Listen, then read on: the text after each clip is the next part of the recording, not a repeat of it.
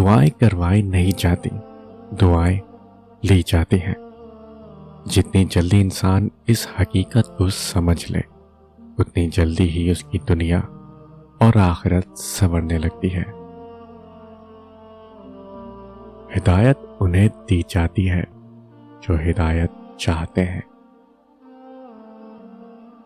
اس غریبی سے پناہ مانگو جو مایوس کر دیتی ہے، اور اس مال سے پناہ مانگو جو مغرور کر دیتا ہے۔ عاجزی خستہ حالی اور پوسیدہ لباسی کا نام نہیں، یہ وہ صفت ہے جو شاہوں سے اکڑ اور نخوت نکال کر فقیروں کا رویہ عطا کرتی ہے۔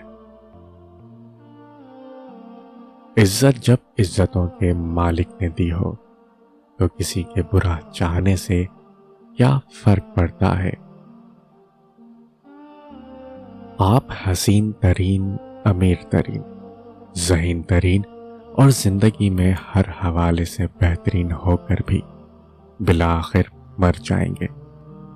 اس لیے موت کو، قبر کو اور برزخ کو ہمیشہ یاد رکھیں۔ راستہ ایک ہی تھا، حضرت موسیٰ علیہ السلام گزر گئے اور فرعون ڈوب گیا۔ بھروسہ راستے پر نہیں، اللہ پر کرو۔ آپ نماز اور قرآن کے ذکر کی طرف خود نہیں جاتے، آپ کو چن لیا جاتا ہے۔ اس نے کن کہا اور سب کچھ ہو گیا، وہ کن کہے گا اور کچھ نہیں رہے گا۔ وہ ہمیشہ سے تھا، ہمیشہ سے ہے اور ہمیشہ رہے گا۔ ہم کچھ نہیں تھے، کچھ نہیں ہے اور کچھ نہیں رہیں گے۔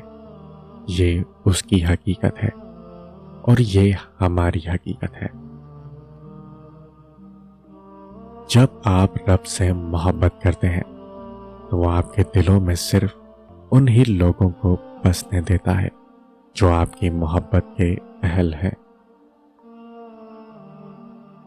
اگر کوئی بھی انسان کچھ سیکھنا چاہتا ہے تو اللہ اسے سکھانا چاہتا ہے۔ علم غافلوں پر مہربان نہیں ہوتا، نکموں اور سست کو پسند نہیں کرتا، اس لیے سستی اور غفلت سے بچیں اور علم سیکھنے کے لیے ہمیشہ مشتاق رہے۔ کوئی شخص روزی اپنی لیاقت اور طاقت سے نہیں حاصل کرتا، اللہ سب کا رازق ہے۔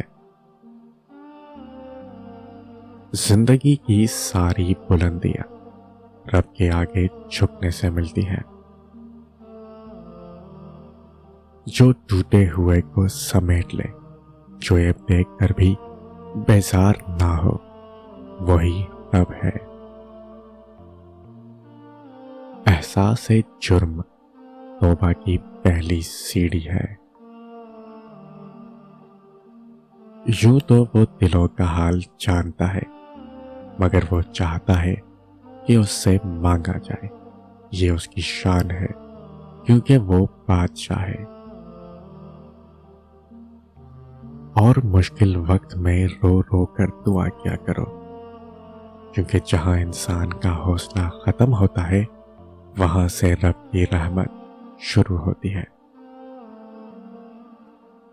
پیارے آقا صلی اللہ علیہ وسلم کی سنتیں: لوگوں سے ملتے وقت مسکرانا، اندھے کو راستہ دکھانا، راستے سے پتھر ہٹانا، جب مریض کی عیادت کو جانا تو اسے اپنے لیے دعا کرنے کو کہنا، کیونکہ مریض کی دعا فرشتوں کی دعا کی طرح ہوتی ہے۔